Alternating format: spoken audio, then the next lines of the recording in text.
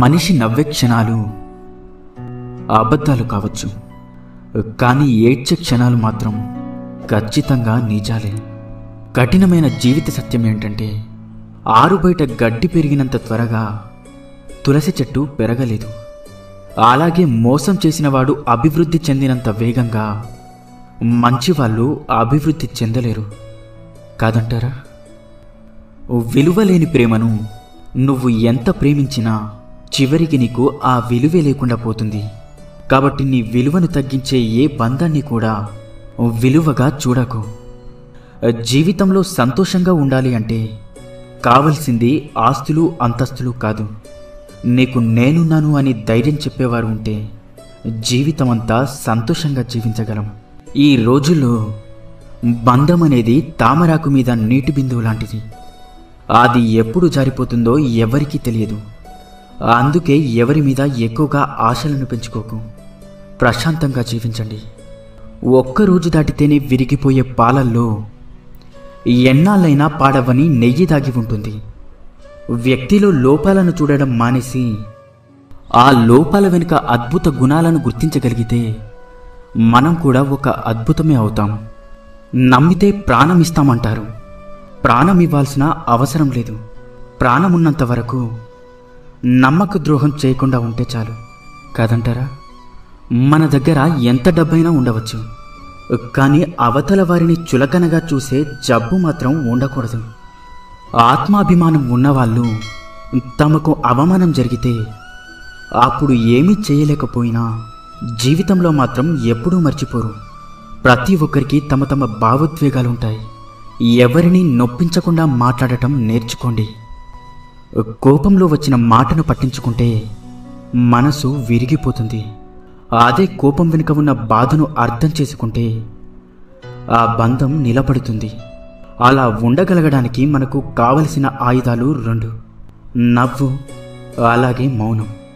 చిరునవ్వుతో చాలా సమస్యలు పరిష్కరించుకోవచ్చు, అలాగే మౌనంతో చాలా సమస్యలు రాకుండా చూసుకోవచ్చు. గుర్తుంచుకోండి, జీవితం అంటే ఇంతేనా అని ఇప్పుడు అనిపించవచ్చు, కానీ ఒక వయసు వచ్చాకే అర్థమవుతుంది. నువ్వు మోస్తున్న బాధ్యత, నిన్ను నమ్ముకున్న మనుషులు, నిన్ను పరిగెత్తేలా చేసే ఏదో ఒక అవసరం. మనిషికి వయసు పెరిగే కొద్దీ అనుభవం పెరగాలి, ఆలోచన విధానం మారాలి, ప్రవర్తనలో మంచి చెడు తెలుసుకోగలగాలి. అప్పుడే మనిషికి విలువైన గౌరవం, సమాజంలో మంచి వ్యక్తిగా గుర్తింపు లభిస్తుంది. ఈ ఒక్క విషయాన్ని జీవితంలో ఎప్పుడూ మర్చిపోకండి. నువ్వు ఎంత విసిగిస్తున్నా ఓపికతో ఉండే హృదయం విసిగిపోతే వాళ్ళు తీసుకునే నిర్ణయాలు చాలా కఠినంగా ఉంటాయి. అర్థమైందనుకుంటా. పరాయి వాళ్ళు ఒక మాట అంటేనే వాళ్ళని చూసినప్పుడల్లా ఆ మాట గుర్తొస్తూ ఉంటుంది. ఇక సొంత వాళ్ళు అంటే ఆ మాట జీవితాంతం గుర్తుండిపోతుంది. కడుపు నిండిన వాడికి పెట్టిన అన్నం, సముద్రంలో కురిసిన వర్షం, ధనవంతునికి ఇచ్చిన బహుమానం, పగలు వెలుగుతున్న దీపం, బంధనాలు లేని బంధం, అసమర్థులతో వ్యాపారం, హద్దులు లేని స్నేహం, నిజాయితీ లేని ప్రేమ, ఇవన్నీ బూడిదలో పోసిన పన్నీరు లాంటివి. అంతా వ్యర్థమే. సంపాదిస్తున్నంతకాలం మనం అందరికీ ఆత్మీయులమే. ఒక్కసారి సంపాదించడం ఆగిపోతే సొంత ఇంట్లో కూడా పరాయి వాళ్ళమైపోతాం. బంధం తెగిపోతుందని తెలిసినా సరే నిజమే చెప్పండి. అబద్ధాలు చెప్పి నమ్మకం మాత్రం పోగొట్టుకోకండి.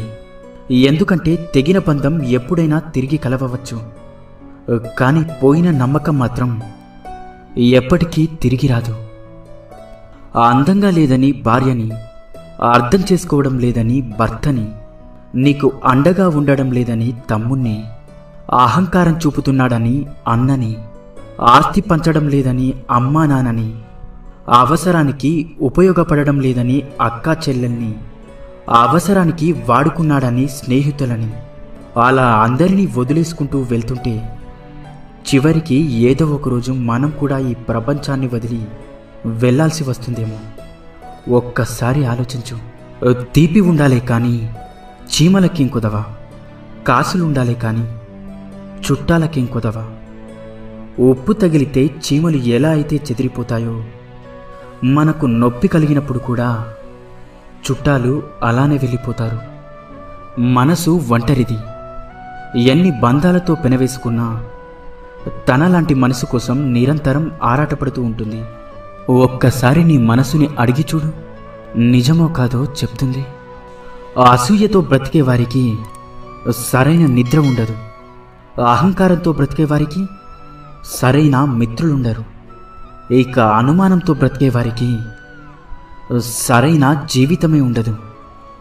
ఇకపై అబద్ధమే చెప్పకూడదు అని నిర్ణయం తీసుకున్నప్పుడే ఎవరో ఒకరు వచ్చి బాగున్నావా అని అడుగుతారు. కూరల్లో మజ్జిగల్లో చేరి వాటికి రుచిని అందించే ఉప్పు నీళ్ళల్లో పాలల్లో చేరితే వాటి యొక్క రుచి పోతుంది. మనం ఎంత గొప్పవారమైనా సరే ప్రతి చోట మన అవసరం అనేది ఉండదు.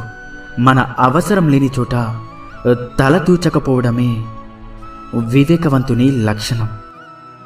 వాడుకోవడం తెలిసిన వారికి వదిలించుకోవడం కూడా తెలుసు. జాగ్రత్తగా ఉండండి. సంతోషం అనేది ఎన్ని వేలు ఖర్చు పెట్టి ఎన్ని ఊర్లు తిరిగినా రాదు.